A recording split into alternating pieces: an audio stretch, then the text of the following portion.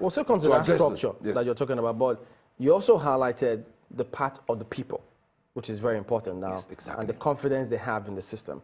Now, with this, how is it going to make perhaps the person who didn't bother about local government, how will it change their interest to want to participate either by asking questions or going to contest? Wonderful. This is what the long-term effect that I think even the initiators did not envisage. That, see, the bottoms-up approach to politics or participatory democracy, what is most important is that you need the majority.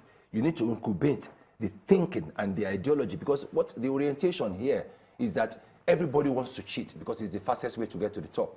The kids, the younger generation, they are doing the same thing. There's mayhem, I don't want to say mayhem, but there's disintegration within the youths. And Nigeria all over, there's clamoring from different, because people are restless. They are not being, their interests are not being engaged. And this is what local governance can do. Because once people start having confidence, they will now start inculcating the ideology that governance can be done properly, especially at the closest level. Because the average, for you to go, I've said it here before, the president collects his voter's card from a local government. He has a polling unit, he's registered, he lives in a local government, he comes from a local government.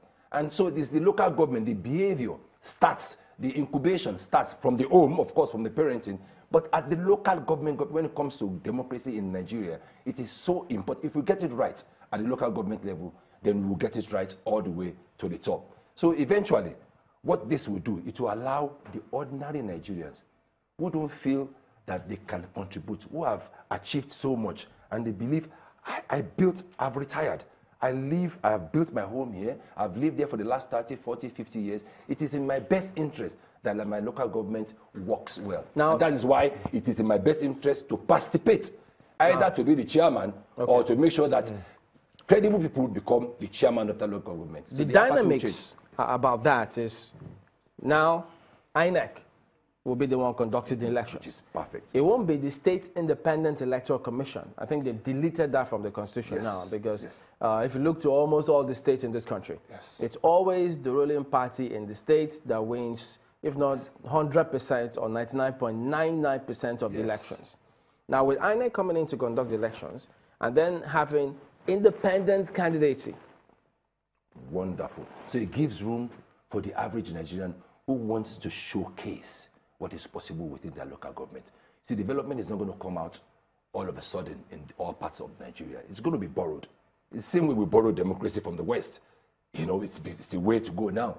So you will see individuals who will perform so well that people who want to aspire will take a lead from that. And that's what the dynamics of this law would do. Because in the last 17 years, there's nothing to write home about the local government. And you realize that there is no development a state government can develop to touch. There's no amount of money the federal government will spend to be able to touch the grassroots.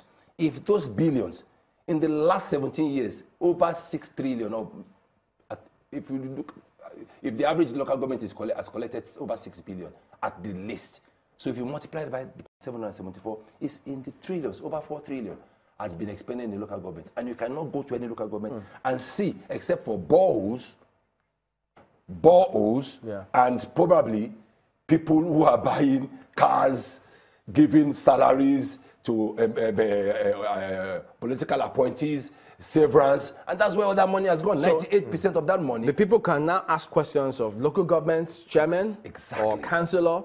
If you see them anywhere, you can even say, the councillors, explain. Even the councillors that are now elected can now supervise, have the proper Not many people even know that they are councillors. Yeah, the councillors are lawmakers. They are supposed to make bylaws for each local government.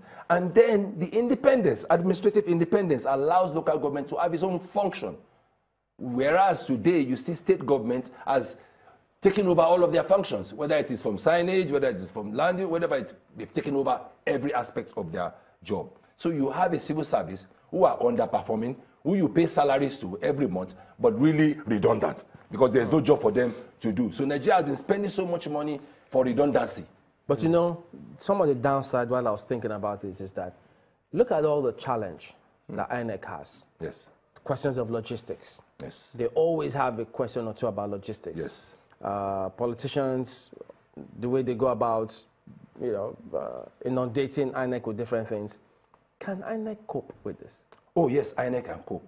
Because, you see, for progress, you have to bring new, innovative things that will address the challenges of today and hopefully the challenges of tomorrow.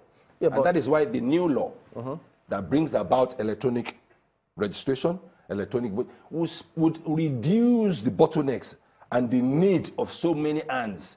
And this is what INEC eventually will be going towards. But we need to see the most important aspect of why INEC must do this job. These are umpires. They have to be unbiased and they have to be completely fair. They have the structure will have to make it impossible for the umpires to be unfair. It has to be impossible. So we've been getting it right with INEC, and we need to start working more on INEC, but you cannot have multiplicity of umpires.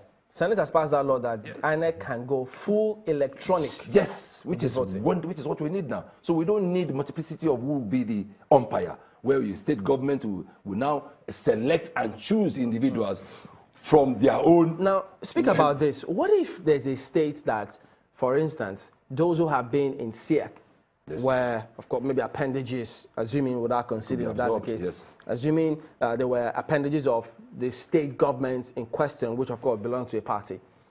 INEC, for instance, they're not going to sack all those people, will they? Or what if they integrate them, and these people already have their allegiance? How are they going to distinguish between those? That's exactly what we're talking about. The structure of INEC have to make it impossible, because the average human would cheat. I remember reading Plato's Republic.